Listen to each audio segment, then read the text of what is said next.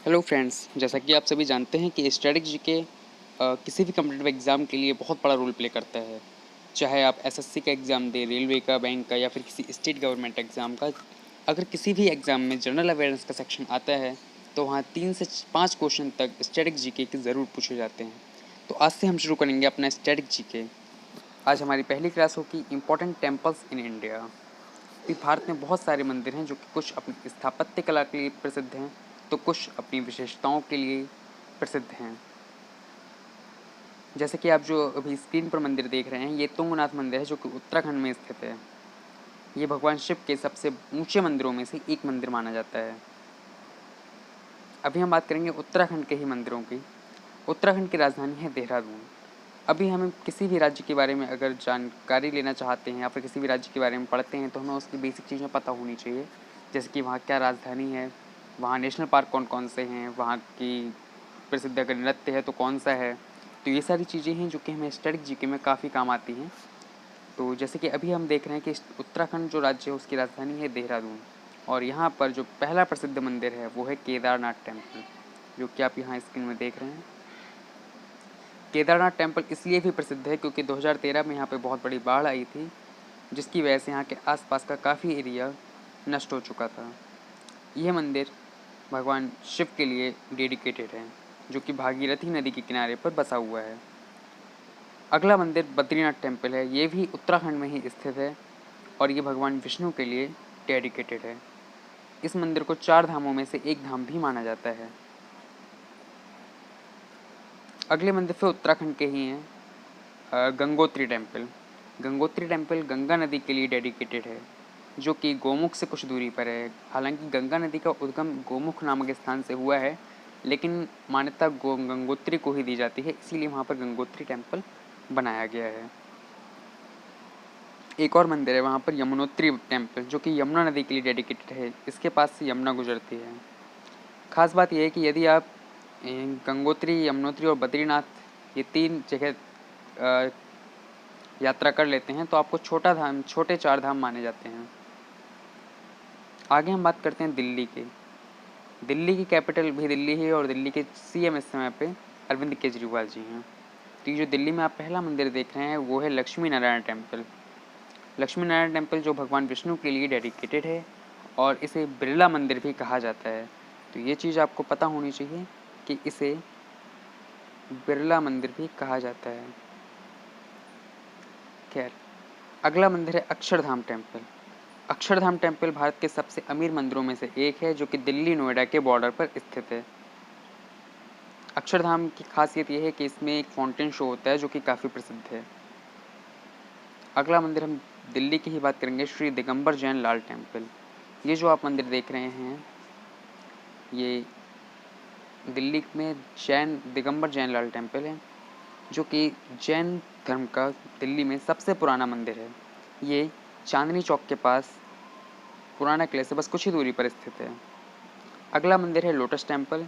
ये लोटस यानी कि कमल की पंखुड़ियों के आकार का बना हुआ है, इसलिए पर्यटन का बहुत बड़ा केंद्र माना जाता है, जिसे बही धर्म के संस्थापक लोगों ने बनवाया था।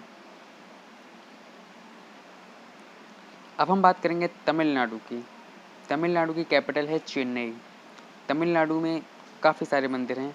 अब आप यहाँ पर ये देखिए कि तमिलनाडु के जो मंदिर हैं उनकी स्थापत्य कला कुछ अलग ही तरह की है।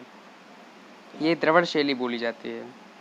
ये मंदिर आज से 700, 1000 या फिर 1200 साल पहले बने थे और आज तक उसी तरह से बने हुए हैं, जो कि ये दिखाता है कि पहले हमारा इंजीनियरिंग और साइंस कितनी ज़्यादा उन्नत थे। ये केवल और केवल पत्थरों को तराश कर बनाए जाते थे। तो मीनाक्षी मंदिर जो है वो तमिलनाडु के मदुरई डिस्ट्रिक्ट में है और ये पार्वती जी को डेडिकेटेड है, क्योंकि पार्वती जी के ही एक स्वरूप को मीनाक्षी देवी कहा जाता है। अगला मंदिर है कांचीपुरम टेम्पल। कांचीपुरम टेम्पल भगवान विष्णु के लिए डेडिकेटेड है और ये तमिलनाडु के ही कांचीपुरम डिस्ट्रिक्ट में स्थित है। अगली ही बात करेंगे हम तमिलनाडु के ही रामनाथ स्वामी टेम्पल की। रामनाथ स्वामी टेम्पल जो कि आप ये देख रहे हैं, यह मंदिर भगवान शिव के लिए डेडिकेटेड है और 12 ज्योतिर्लिंगों में से एक ज्योतिर्लिंग माना जाता है। तमिलनाडु में ही एक और मंदिर है बृहदेश्वर टेम्पल। बृहदेश्वर टेम्पल जो कि आप देख रहे हैं, यह मंदिर तमिलनाडु में स्थित है और भगवान विष्णु के लिए डेडिकेटेड है। अब हम बात करते हैं कर्नाटका के मंदिरों की। कर्नाटका के जो प्रसिद्ध मंदिर हैं उनमें से एक है विरूपाक्ष टेम्पल। कर्नाटक की राजधानी है बेंगलुरु। तो ये जो आप मंदिर देख रहे हैं वो है विरूपाक्ष टेम्पल। विरूपाक्ष टेम्पल कहाँ है? कर्नाटका। किसके लिए प्रसिद्ध है ये? तो विरूपाक्ष टेम्पल भगवान शिव के लिए डेडिकेटेड है, क्योंकि शिव के ही एक प्रकार जो उनका एक अवतार है उसे विरूपाक्ष कहा जाता है। अब कर्नाटका में कहाँ पे है? ये कर्नाटका में स्थित है हम्पी नामक जगह पे। तो ये काफ़ी फेमस जगह है, आई होप आप सबने इसका नाम सुना होगा, हम्पी। तो ये हम्पी में है। अगला मंदिर जो है वो गोमतेश्वर टेम्पल है। ये भी कर्नाटका में है, जो कि बेसिकली जैन धर्म के लिए डेडिकेटेड है। इसमें एक गोमतेश्वर स्टैचू है जिसे बाहुबली भी कहा जाता है, जो कि शांति का प्रतीक है, और ये 57 फीट लंबा है, 57 मीटर लंबा है। खैर, आगे हम बात करते हैं गुजरात में। गुजरात की कैपिटल है गांधीनगर। गुजरात का एक प्रसिद्ध मंदिर है द्वारका मंदिर, जो कि भगवान श्री कृष्ण के लिए डेडिकेटेड है। जो असली द्वारका है उसके अवशेष तो अभी समुद्र में पाए गए हैं, लेकिन उसके पास ही एक मंदिर बनाया गया है द्वारका टेम्पल। इसे द्वारकापुरी भी कहा जाता है, और ये 4 धामों में से एक धाम भी माना जाता है। अगला मंदिर जो गुजरात में जो बहुत ही प्रसिद्ध है वो है सोमनाथ मंदिर। ये इसलिए भी प्रसिद्ध है क्योंकि महमूद गजनवी ने 17 बार इसको लूटने के लिए इस पर आक्रमण किया था। ये भगवान शिव का एक प्रसिद्ध मंदिर है और 12 ज्योतिर्लिंगों में से भी एक है। अब हम बात करते हैं जम्मू एंड कश्मीर की।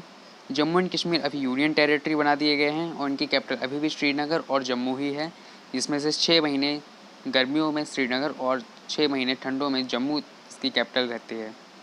तो पहला मंदिर है अमरनाथ गुफा टेम्पल, जो कि कश्मीर में स्थित है और जो कि भगवान शिव का एक बहुत ही बड़ा मंदिर है।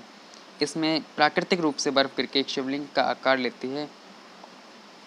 अगला मंदिर है माता वैष्णो देवी टेम्पल, जो जम्मू की घाटियों में स्थित है।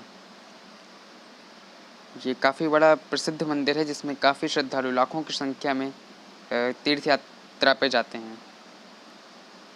अब हम बात करेंगे मध्य प्रदेश में, जिसकी कैपिटल भोपाल है। मध्य प्रदेश का खजुराहो टेम्पल काफ़ी ज़्यादा प्रसिद्ध है अपनी स्थापत्य कला के लिए। यह झांसी से 150 किलोमीटर की दूरी पर तथा मध्य प्रदेश में विंध्य क्षेत्र में पाया जाता है। इसे गुप्त शासकों ने बनवाया था। अगला है सांची स्तूप, जिसे अशोक ने बनवाया था, सांची में ही है। ये बौद्ध धर्म के प्रसिद्ध तीर्थों में से एक है। यहाँ पर सांची स्तूप हैं, जो कि भगवान बुद्ध की टीचिंग्स को यहाँ पर नोट किया गया है। अगला हम बात करते हैं उड़ीसा में। उड़ीसा की कैपिटल है भुवनेश्वर, और उड़ीसा का पहला मंदिर है कोणार्क सूर्य टेम्पल।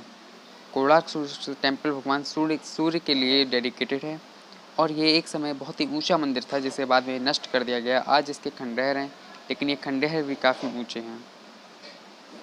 दूसरा उड़ीसा में मंदिर है लिंगराज टेम्पल, जो कि भगवान विष्णु के लिए डेडिकेटेड है। उड़ीसा का सबसे प्रसिद्ध मंदिर है भगवान जगन्नाथ टेम्पल, जो कि उड़ीसा के पुरी नामक जिले में स्थित है। ये भगवान श्री कृष्ण, सुभद्रा और बलराम इन भाई बहनों के लिए डेडिकेटेड है। और इस मंदिर की खासियत ये है कि इस मंदिर पर एक ध्वजा भी विराजित है, जो कि हमेशा हवा के विपरीत दिशा में फहरती है। इसके अलावा कुछ और भी मंदिर हैं जो कि इम्पॉर्टेंट हैं और जो कि अक्सर एग्ज़ाम में पूछ लिए जाते हैं। उनमें से एक है रणकपुर टेम्पल। ये जो रणकपुर टेम्पल है ये राजस्थान में है, राजस्थान के पाली डिस्ट्रिक्ट में, जो कि जैन तीर्थंकर ऋषभदेव के लिए डेडिकेटेड है। अगला इम्पोर्टेंट मंदिर है श्री सिद्धि विनायक टेम्पल। सिद्धि विनायक गणेश जी का टेम्पल है, जो कि मुंबई यानी कि महाराष्ट्र में स्थित है। अगला मंदिर है तिरुपति बालाजी टेम्पल। तिरुपति बालाजी टेम्पल तिरुमाला आंध्र प्रदेश में स्थित है। श्री पद्मनाभ स्वामी टेम्पल ये भी विष्णु जी के लिए ही डेडिकेटेड है, और ये केरला की राजधानी यानी कि त्रिवेंद्रम में स्थित है। अगला इम्पोर्टेंट मंदिर है काशी विश्वनाथ मंदिर, जो कि उत्तर प्रदेश के वाराणसी नामक जिले में स्थित है। एक मंदिर है बांके बिहारी टेम्पल, जो कि उत्तर प्रदेश के ही मथुरा में स्थित है, और ये भगवान कृष्ण के लिए डेडिकेटेड है। वहीं काशी विश्वनाथ भगवान शिव के लिए डेडिकेटेड है। अगला मंदिर है गोल्डन टेम्पल, जो कि अमृतसर में है और ये सिख धर्म का एक प्रसिद्ध तीर्थ स्थल है, अमृतसर के पंजाब में है। अब हम बात करते हैं मंदिर की शैलियों की। जैसे कि आपको मैंने स्टार्टिंग में भी बताया था कि पिक्स आपको लगभग सेम लगेंगी, बट जो मेन चीज़ मुझे आपको दिखानी थी वो थी उनका स्टाइल, यानी कि शैलियाँ। जैसे कि उत्तर भारत के जो मंदिर थे वो इस तरह के होते हैं, जिसे नागरा शैली भी कहा जाता है। तो नागर शैली उत्तर भारत की है। उसके बाद हमने देखा होगा वेसरा शैली, यानी कि वेसर। तो ये जो वेसर शैली है ये विंध्य क्षेत्र में पाई जाती है। विंध्य क्षेत्र से आंध्र प्रदेश तक इस प्रकार के मंदिर होते हैं। फिर ये आती है द्रविड़ शैली। द्रविड़ शैली जो कि दक्षिण भारत में है। मेनली अगर देखा जाए तो नागर शैली उत्तर भारत की है, द्रविड़ शैली दक्षिण भारत की है, और जो वेसर शैली है वो द्रविड़ और नागर इन दोनों का ही मिश्रित स्वरूप है, जो कि विंध्य क्षेत्र से आंध्र प्रदेश यानी कि दक्षिण भारत तक फैली हुई है। तो आज की क्लास यहीं पे समाप्त होती है। दूसरी क्लासेस हैं जो कि मैं बाद में एक वीडियो और डालूँगा, आप प्लीज़ देखिएगा ज़रूर। और thank you. Please like share and subscribe the channel. और अगर आपको रिव्यू देना है तो प्लीज़ कमेंट ज़रूर करें। Thank you.